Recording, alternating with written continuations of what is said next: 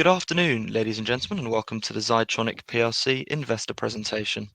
Throughout this recorded presentation, investors will be in listen-only mode. Questions are encouraged. They can be submitted at any time via the Q&A tab that's just situated on the right-hand corner of your screen. Please just simply type in your questions and press send.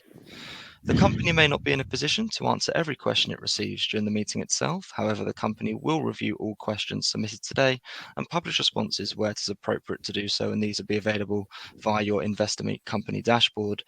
Before we begin, I would like to submit the following poll, and if you could give that your kind attention, I'm sure the company would be most grateful. And I would now like to hand you over to CEO Mark Cambridge. Good afternoon, sir.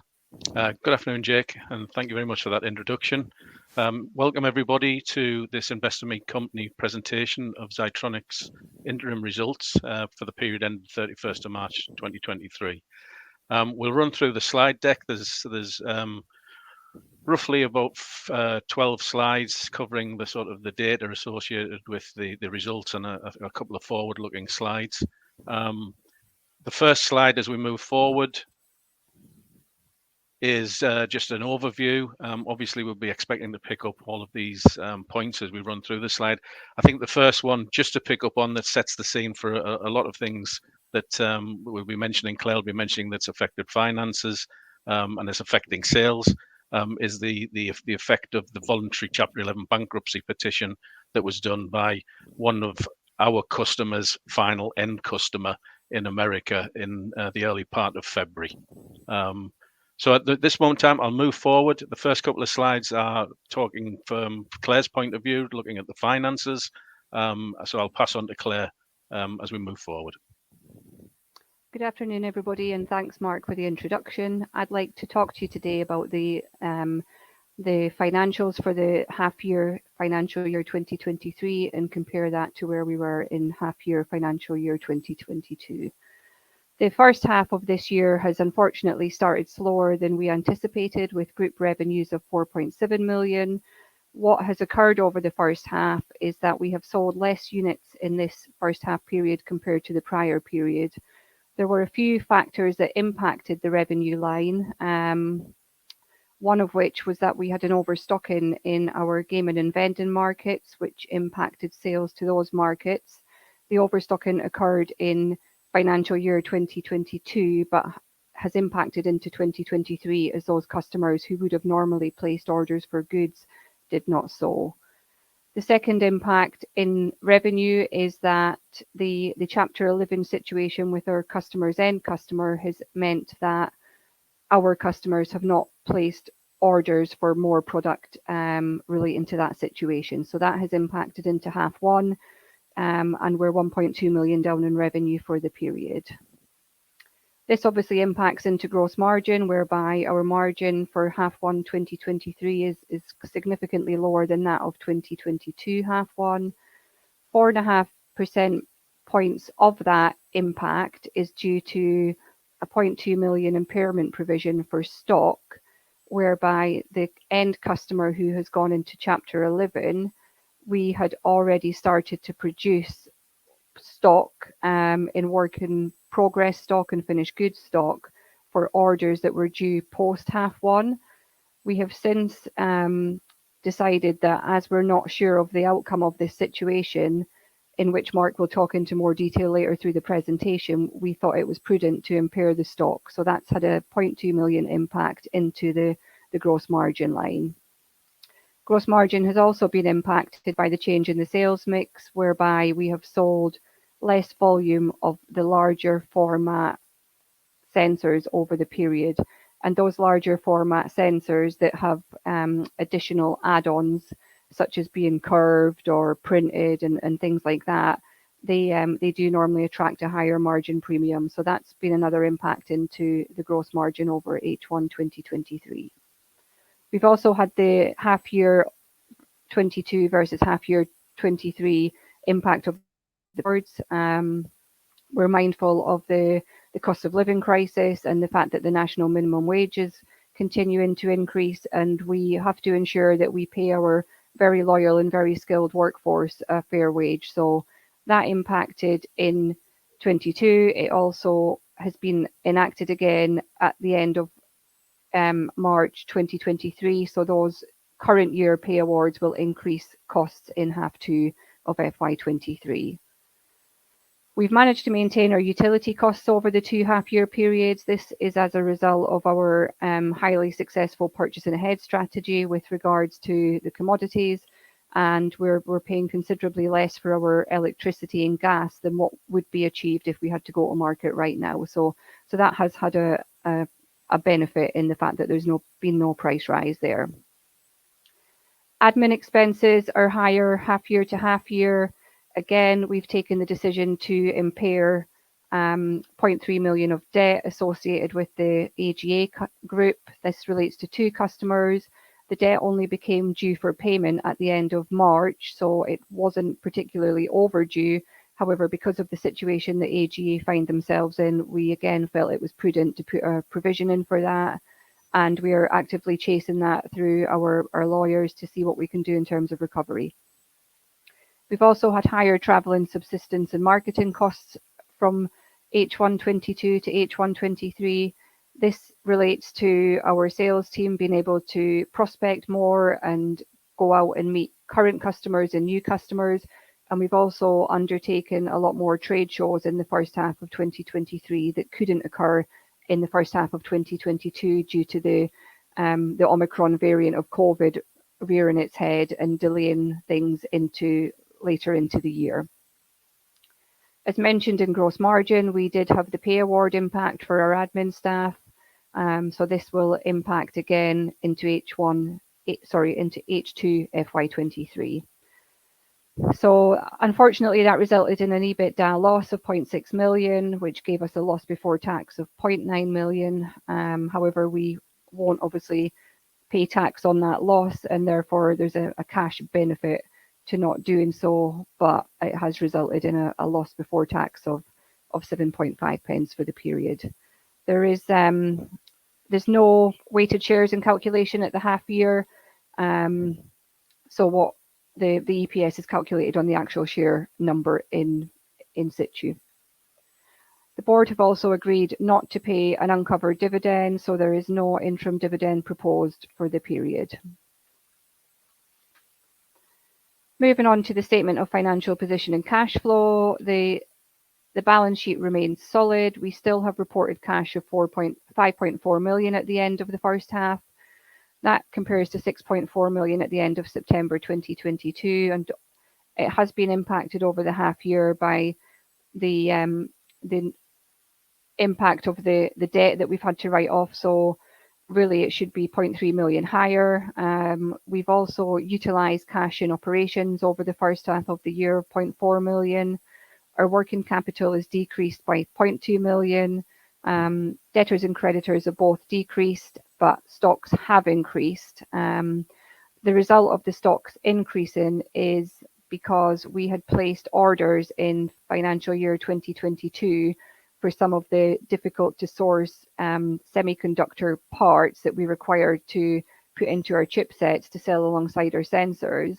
And because there's still a problem in the market in the supply of that particular product, we had to be placing orders in advance to try to guarantee some of what we required, not even all of what we required. So they're starting to drip through now into the business, into the first half of the period, hence increase in the stock.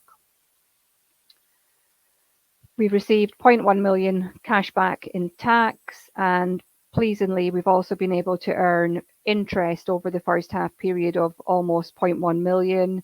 We've got quite a lot of our cash tied up in deposits in terms of fixed term deposits and notice deposits. We're managing the situation in different ways to maximise the interest earning, and we're able to get approximately 3.5 to 4% interest yield on our deposits. But we're also mindful of the working capital situation and the fact that we need to have a fluid method of interest earning. CapEx spend has been 0.6 million over the period. We've invested almost equal in both R&D and plant and equipment. Our R&D spend has been around the costs of implementing the new ERP system, which is currently ongoing, and that will give us better efficiencies through our factory, through better coordination of understanding of processes and costs and things like that. We've also spent on 0.3 million on plant and equipment, whereby we paid for the final instalment of the new laser machines now in situ. That has been in operation since January and is working very well, and it's also helping with production yield. So we're pleased with the progress of that. Dividend payments during the period were up 0.2 million, and that relates to the final dividend for the financial year 2022.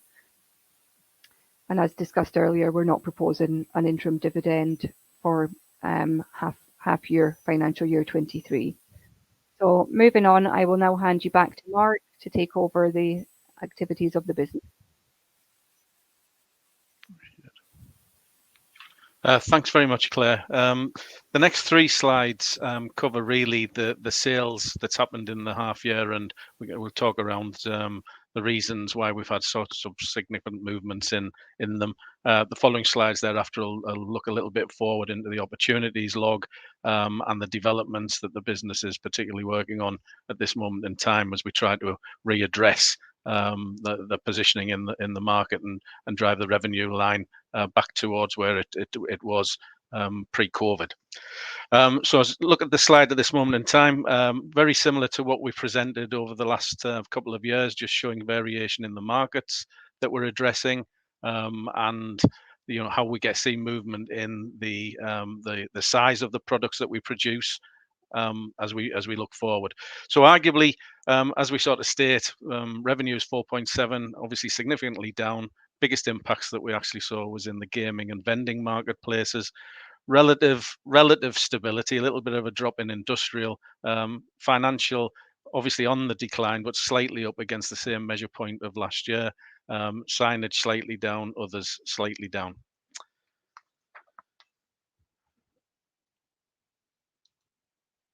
As reason for the changes, fairly significantly, we talked about the AGA point. I mean, there has been a question that's been asked really about the timing of it and what actually happened. We were fully aware of the situation that was occurring when it was announced on the 2nd of February. Unfortunately, the information that we were being fed back was that this was very much procedural. It was a measure to protect the assets of the owner of the Aruze group. And we say as things move forward, we didn't really see many changes in what we're ultimately doing as we thought of until we hit towards the end of March, where suddenly we were then asked not to ship any more goods. We had debt that was owed, but it was just becoming owed at that point. And ultimately, as things then move forward, we've been made more aware of significant changes of not being able to get funds released, and finally being informed that the entity Aruze Gaming America is going to actually be auctioned off at some point in June. So we're expecting a resolution to what's happening at some point in June, but we're not expecting really to see orders flow through as a consequence of everything that's happened because of the level of trading that had occurred and stocking that was probably in the system at that time. Regarding overstocking, again, we had a situation with one of the customers that had produced or had requested more product be produced for them during the FY22 period. I think we've always stated as a business, we very much work on projects, and we very much receive purchase orders, and the purchase orders we ship as belief that is the customer demand cycle for it. So we knew that we'd got increased orders in the first half of 21, and we were commented on that at the prelims, that we've had orders placed because of the difficulties in the electronic componentry market through the whole of 21 running into 22. And that some customers had placed those orders to what we believe ring fence production and raw materials. However, when the customers were demanding that they be shipped over that time period, ZYTRONIC was supplying the product to them. It's only latterly that we then found or been informed that the overstocking that they'd created with our product hadn't been matched with them getting other products for them to make the final piece of equipment, and therefore there's been a delay in further supply of products that we need to supply for that particular item. Arguably, this may well now drift us supplying the products on the POs that are already placed now into FY24 as a consequence. Regarding vending, again, two issues that we saw in vending. One was an oversupply. That was for the US OEM brand independent drink fountain that we were manufacturing in there. The difference in value between what was supplied in the first half of last year and the first half of this year, due to that overstocking situation, very similar reasons as I described in gaming, was about £500,000. So significant effect in that particular one. And then also we saw one of the projects that we've been working on for a pizza vending oven, vending machine, sorry, that they had gone through a redesign and regulatory approvals, and that allowed the option for them to look at alternative touch technologies as a consideration, and unfortunately they put a cheaper solution in than what we were offering to them at the time. This is obviously always of concern. Pricing in the marketplace is always of a concern. The issue really is have they put a technology in that meets the technical specifications that we were addressing, or have they actually just gone forward and put a technology on based on price savings that they will gather? We believe it's the latter rather than the former. Regarding industrial, again, the reduction we can see is purely down to the revenues coming from our European market, and it's significantly related to one European VAR that we deal with, where two of the sensor designs that we produce are actually lower in FY23 than FY22. This is not an abnormal issue regarding the demand cycles that we see from customers. They're not steady state. They basically move month on month. So seeing sort of two slightly lower at a period is not an unusual scenario that we find ourselves in. Regarding financial, again, this has been flagged over a long period of time, how we were actually going to be seeing movement occurring in the marketplace, particularly as not all products that go into the ATM marketplace were touch. A high proportion of it was what we refer to as non-touch or display filters, and that marketplace was significantly moving to lower supplied territories and low material content, and not necessarily wanting the highly engineered display filters that ZYTRONIC was producing. But equally, we've seen then movement in the continuing movement in the touch products that are supplied into that marketplace, and again flagged that regularly on about a 5 to 7 year cycle, the manufacturers in that particular area are looking at platform and machine redesigns. And although over the period that we've been significantly involved, from about 2003 through to about 2019, we'd gone through at least three platform redesigns at that time. But at the point that we're looking at this very latest platform redesigns, they had looked at trying to advance the touch technology into multi-touch, and unfortunately ZYTRONIC's multi-touch offering at that time wasn't in the right place to be sufficing the change in the marketplace. Also, they were looking at obviously price reductions, but ZYTRONIC was capable and able to be working in that form and providing them the technical solution. So we would flag that we weren't designed into the latest platform that was being released, and that arguably as the movement moves back round, probably in the next sort of 3 to 5 years, that we will be looking to try and work with the ATM entities again in looking at whatever platform designs they may ultimately be looking at doing going forward.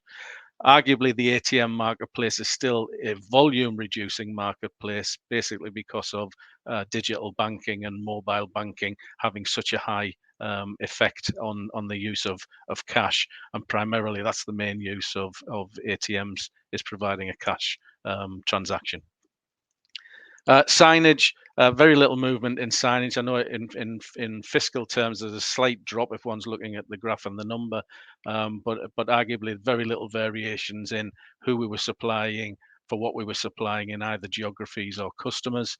And in the other, again, that looks slightly down, and that's a combination markets where it's telematics, health, military, generally smaller sized panels than the larger sized panels.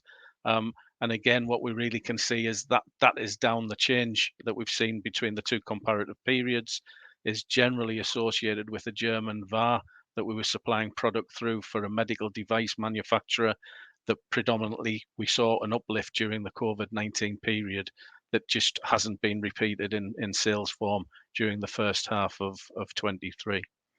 If we move to the next slide and see the variation in sizes, I mean, Claire commented on the effect that this has had in margin.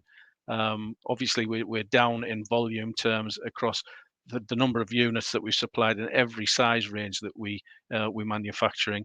But arguably, the significant impact really is coming through the larger format panels, and particularly where the larger format we would have been adding premium technology in the form of multi-touch, and also a significant curving for the gaming marketplaces, where that again is adding a premium to the price compared with the product being flat. So with those both being significantly down, we obviously seen a significant drop in the revenue proportionally, and therefore the effect that's had on margin. Arguably, revenues coming from gaming in the larger formats, in the larger format size, was not significantly down. We've seen the bigger impact in that particular area in the vending marketplace. Whereas in the medium-sized panels, we've had more of an impact across the broader range, except financial at this moment in time, where we saw a slight uplift in the number of touch units that we were doing and compared with the prior year. As we move forward and look really at what's happening looking forward, obviously one of the big measures that we continually talk about within the ZYTRONIC business is the measurement of the opportunity log through our CRM system.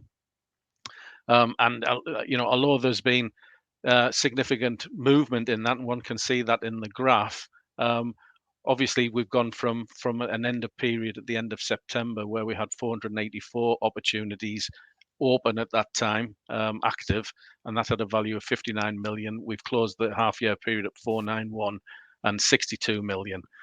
Beneath the bonnet, there was roughly 140 new opportunities that actually entered the log system from the end of September position. Obviously, as we can comment, there's dynamic movement that happens in that in our CRM sim, and the monitoring of the logs that go on as products that are open move to closure. Closure being either they've been won and they're going into production, or they're being lost for various reasons that we've covered in prior annual reports.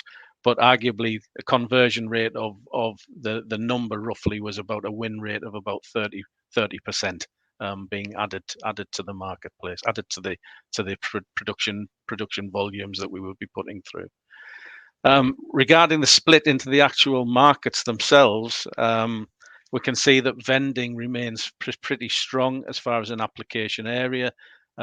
Gaming in value is lower than the value that we're seeing in vending, but on a basis of a lot lower number of opportunities constructing that. Vending itself, we basically look at two particular differentiations in vending. One being product vending, where you are getting a dispensing of something physical, so in the form of petrol, electricity, gas, for sort of hydrogen for hydrogen vehicles. The dispensing of liquids in the form of drinks dispensing, for instance, the American US branded drinks machine. The other side of it is service vending, whereas not necessarily getting a product dispensed, i.e., for instance, like car parking meters and such like. So of the 33 million, roughly about 19 to 20 million are in product vending. And of that 20 million, roughly about 1.5 million is in new opportunities in the electric vehicle charging stations, with a lot of work that we're also going through at this moment in time that's already into production. Financial, there is still opportunities in the financial market, although we say at the moment we're not necessarily dealing with the ATM marketplace in the form that we were previously, but there is still obviously novel opportunities and bespoke opportunities that we're constantly reviewing, and any encryption work that we're working on also falls into the financial sphere. Signage, again, it's one of those areas where there's a lot of opportunities, but the opportunities generally are small in volume, therefore reflected in the value, the total value of that particular area as it stands. Industrial, again, very similar to signage, and the other being picked up with everything else that we are working on, including medical devices that are still forming a lot of the opportunities in that particular area. Again, if one's looking at the graph, you can see that there's continuous movement in the form of peaks and troughs. That is not an unusual situation we're finding ourselves in at this particular point in time.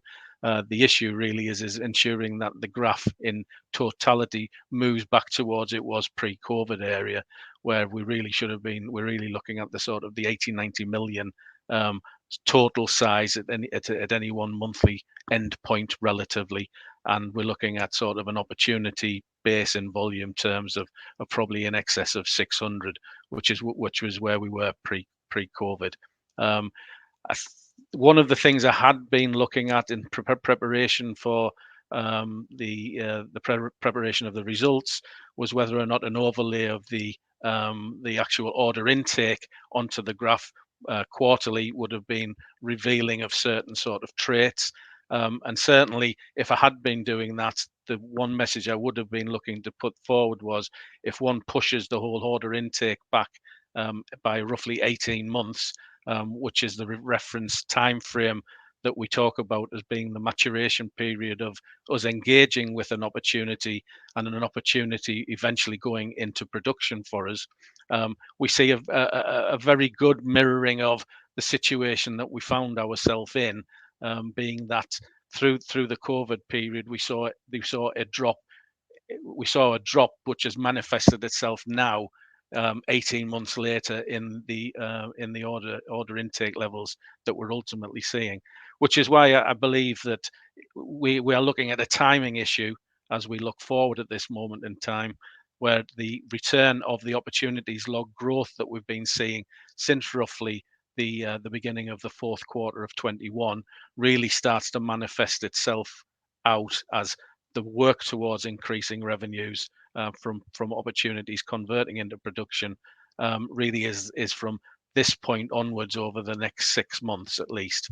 So that's really why I think we're seeing a lower period in our order intake at this moment in time, basically being compounded by the near 2 years of COVID effect and the rough 18 to 24 months of recovery time that we needed once we'd actually started to come out of that, and we were starting to engage more formally on the normal business prospecting, business development activities globally.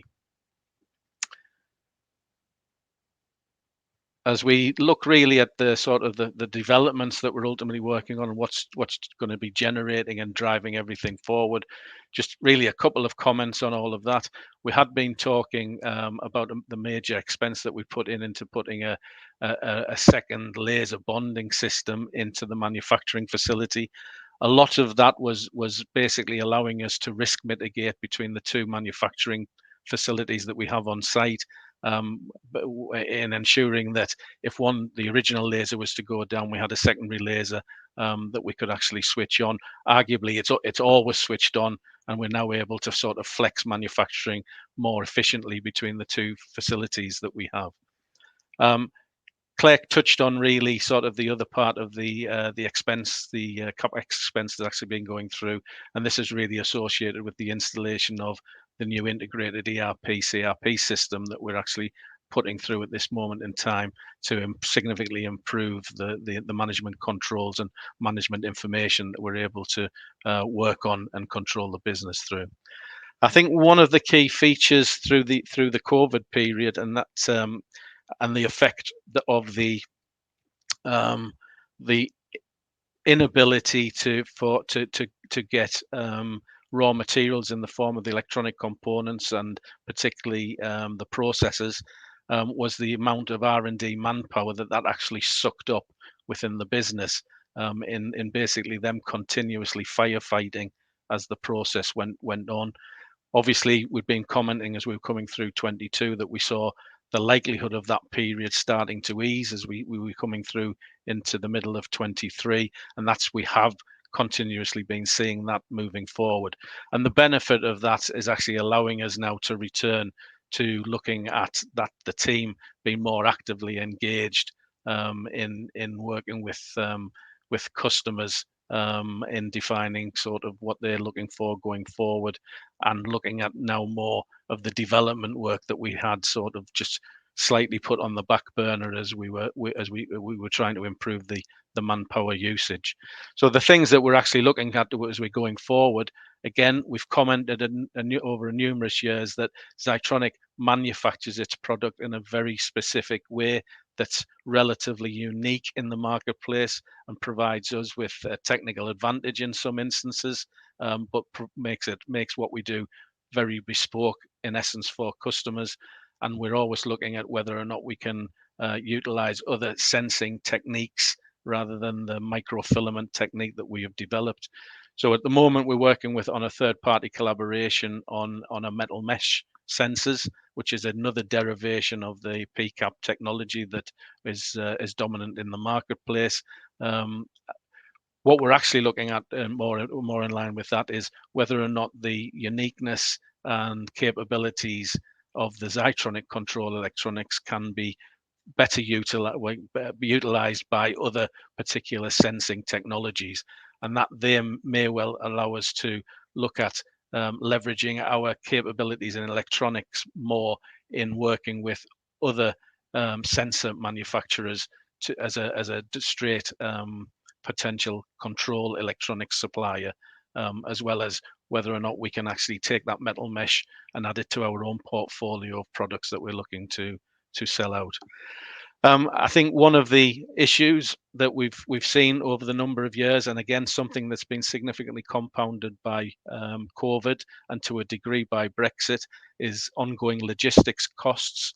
ZYTRONIC, again, and it hasn't changed in the numbers that we're talking about at this moment in time, is exporting roughly about 95% of the value of the products that we are manufacturing to various sort of countries and geographies in the world. And one of the recognitions of it is that ever increasing logistics costs and the potential really of how that affects ZYTRONIC when we're producing significantly weighty and large glass-based sensor solutions that have to be transported to those locations, which inevitably are just adding to our landed cost price and use of our product in those particular marketplaces.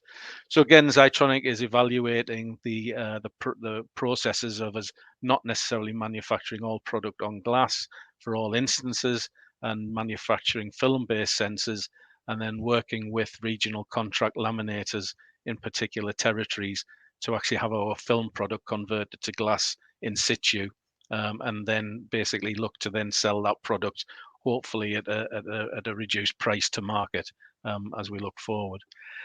One of the key drivers and innovations that we've been working on over the past period is what we refer to as this floating button technology, where we have the capability of incorporating a mechanical button within the structure of our touch sensor in any location. It could be very much right in the very middle of a touch panel, providing the ability for the display itself to be used in combination with the button to create the button area and the mechanical effect of the button being used. So we're very much have gone through the development process associated with that now, and are just doing all the finalization of the productionizing of the actual use of the button. So it's a solution that can actually be sold into market rather than just sampled into market at this moment in time. And one of the key areas that the business has been looking at over the period is the utilization of our technology, not necessarily at component level as a component sale, but combining our sensing capability, our knowledge, our USPs that we've got, and whether or not we can produce some form of finalized product item as a sellable item, rather than continuously looking to upsell at component level. And one of the things that we're looking at in this area is the production of the potential production of bespoke tables. Again, we're looking really at the derivation and difference that we can provide into that marketplace. So we're looking pretty much at circular tables rather than traditional rectangular tables, and incorporating the button technology as part of the product offering that we've got. We see this probably more as a potential of a table that is more likely to be used in retail environments such as cafes, rather than being something that will be a sort of a home use consumer item. Again, as far as developments, obviously one of the big market areas that we move on and utilize really is participation at trade events. That's either doing exhibitions in our own right, supporting our channel partners, or actually having our business development people visit different types of events that are specific to application areas that we're intending to target. So as things now have moved forward, we're back really to seeing those expos and trade shows back fully flowing, fully engaged. Participation levels are significantly up, attendee levels are significantly up, and we're continuing to sort of address our positioning and what we're intending to do in those particular areas. There's a number of shows that are still to be addressed as we move forward, but we're not necessarily exhibiting as those ones. The next one that we're likely to be exhibiting at is the next gaming show, G2E in the USA in October of this year. And as we finally sort of move towards the end of the presentation, just really a summary, an outlook page to really sort of just reflect upon what has happened in the half year and what we're looking to do going forward. I mean, it's pretty obvious that the revenue has been impacted to a fairly high degree, which has affected gross margin and profit in this period through sort of unpredicted events that we've seen in the vending and gaming markets in particular. As Claire has sort of explained, if we'd been able to recoup the 0.3 million, we would have been in a cash position reported of 5.7, but unfortunately it's 5.4. But this still provides a pretty good solid platform into our balance sheet and a platform for the continuation of the business as we look forward and look to return to growth. The global business development marketing activities have significantly returned to pre-COVID levels, so everything is backfiring and active now, but it's all really about the activity levels right across the board, bringing in further and further opportunities into our log. The R&D returning to its increased process technology and product development, rather than having to firefight all of the electronic component supply issues, is a big bonus for the business. And the opportunities pipeline rebuild, as we can see from the graph, is continuing. I think was fairly one of the things that obviously had impacted throughout the business and the year, and certainly in this first half, is the effect that we had with the ill health departure of our chairman at the beginning of October. My unfortunate having to step in as an acting exec chair over a period to get us to the point of the AGM, as we then start to fully and been addressing the issue of bringing in a more permanent chair, non-executive chair into the business, and redefining and looking at how what we're doing and what we can be doing as far as a ongoing strategy movement looks to manifest itself as we get through the process of the chair appointment. We're expecting that to sort of have concluded certainly within the next coming month to months. Finally, one last point really is how the expected revenues in the second half have really been impacted and hampered by what has happened with the Aruze Chapter 11 event and the overstocking situation that has been found ourselves in. And as we then issued the trading update on the 4th of May, it has meant that we've had to reevaluate the outcome for the year and readdress where we believe it's going to be. And as we indicated in the update, really pushing us to a range of 8 to 8.8 million. At the moment, there's a few appendices slides. The information in the slide deck is available on our website. If anybody wants to ask further questions around the appendices, more than happy to take them. But as it stands at this moment in time, this concludes the interim presentation for the results ended 31st of March 2023. Thank you very much, everybody. Mark, Claire, that's great. And thank you very much indeed for your presentation this afternoon. Ladies and gentlemen, please do continue to submit your questions just by using the Q&A tab that's situated on the top right-hand corner of your screen. But just while the team take a few moments to review those questions that were submitted already, I would like to remind you that a recording of this presentation, along with a copy of the slides and the published Q&A, can be accessed via your investor dashboard. Claire, Mark, we did receive a number of pre-submitted questions ahead of today's event. And as you can see in the Q&A tab, we've also received a number of questions throughout your presentation this afternoon as well. So firstly, thank you to all of those on the call for taking the time to submit their questions. And Mark, Claire, if I could just hand back to you to respond to those where it's appropriate to do so, and then I'll pick up from you at the end. Thank you. Okay, I'm just sort of reviewing the questions at this moment in time. I would say there's a number of them that probably requires significantly more in-depth response to the answer to these questions, which obviously we'll intend to do as immediately as soon as we can after the conclusion of this meeting. But just picking up on a couple that we can probably provide some details on almost immediately. I think one question that has come in is regarding our energy price fix remaining in place. When does it expire, and what is the very approximate impact, assuming current market prices?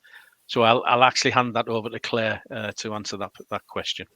Yeah, we currently have rolling contracts in place. We've purchased ahead up until 2025, and we're continuing to purchase ahead when the market is favourable.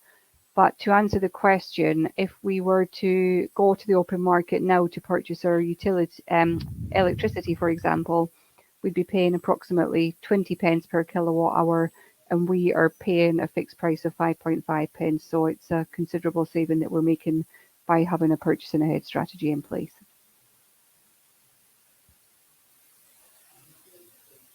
Okay, thanks, Claire. There's a question in really about has the overstocking affected sales for the period, and presumably that means the overstocking boosted sales in the previous. I think I've covered that point as we went through the presentation, that certainly yes, in both instances, there's no doubt that there was a boost in sales.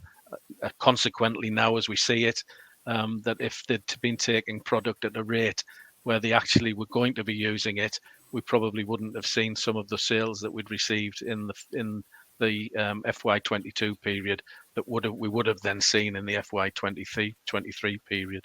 And the second question that was coming from the same person was how do you plan to recoup the lost ATM sales, or is it not reasonable to expect those to be recouped in full in the coming years? Again, I would hope I've covered that point when I was referring to sales within the financial area, and that it's a cyclic period that the ATM manufacturers go through regarding design and development of new platforms, new fascias, new product, and that at the time we didn't have correct product to meet their aspirations at the time. They were going through the very last platform redesign, but certainly as things then move forward and they looked at the next platform redesign within the next I would suspect it's going to be within the next 5 years, that ultimately we will be positioned with the product and the products and technology that we have, and we'll certainly be looking at whether or not that will include encryption technology as being something that can be added as part and parcel of our solution to market.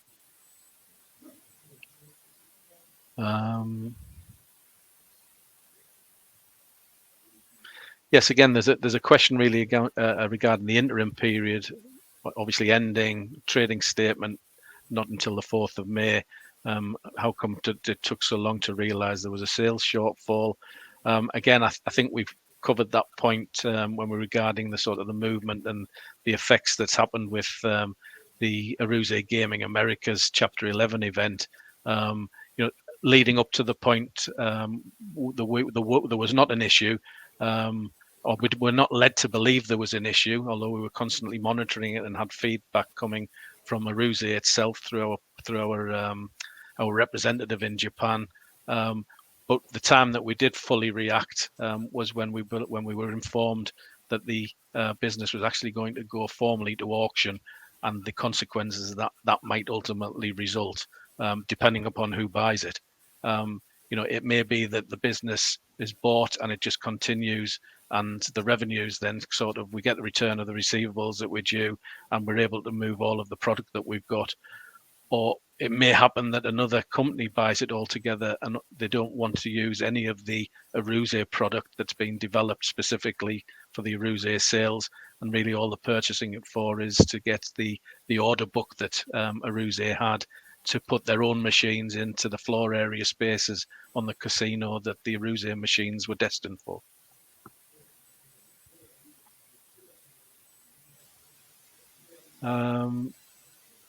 I think there's a lot of different variations of very much the same thing, and as I said, I think a lot of it really requires us to provide a little bit more detail to it than just talking about it at this moment in time and questions. So I think if everybody is okay, I'll draw an end to the questions, and we'll move towards ending the webinar and the presentation. Mark, Claire, thank you very much indeed for being so generous of your time and addressing those questions that you can for investors. And of course, we will give you back all of the questions immediately after the presentation has ended, just for you to review, to then add any additional responses, of course, where it's appropriate to do so. And we'll publish all those responses out on the Investor Meet Company platform. But Mark, perhaps before really just looking to redirect those on the call to provide you with their feedback, which I know is particularly important to yourself and the company, if I could please just ask you for a few closing comments to wrap up with, that'd be great. Yeah, I'd just like to thank everybody for taking the time to attend the webinar. The business really appreciates the sort of the shareholder engagement that the platform allows us to engage on. The questions are always pretty much in depth, and certainly we look forward to answering those questions. And as part and parcel of our governance requirements, we very much look forward to receiving the poll once everybody's had a chance to sort of reflect on what they've heard today and what they want to give consideration to. Mark, that's great. And Claire as well, thank you once again for updating investors this afternoon. Could I please ask investors not to close this session, as you'll now be automatically redirected for the opportunity to provide your feedback in order that the management team can better understand your views and expectations. This will only take a few moments to complete, but I'm sure will be greatly valued by the company. On behalf of the management team of ZYTRONIC PLC, we would like to thank you for attending today's presentation. That now concludes today's session, so good afternoon to you all. Thank you. Thank you.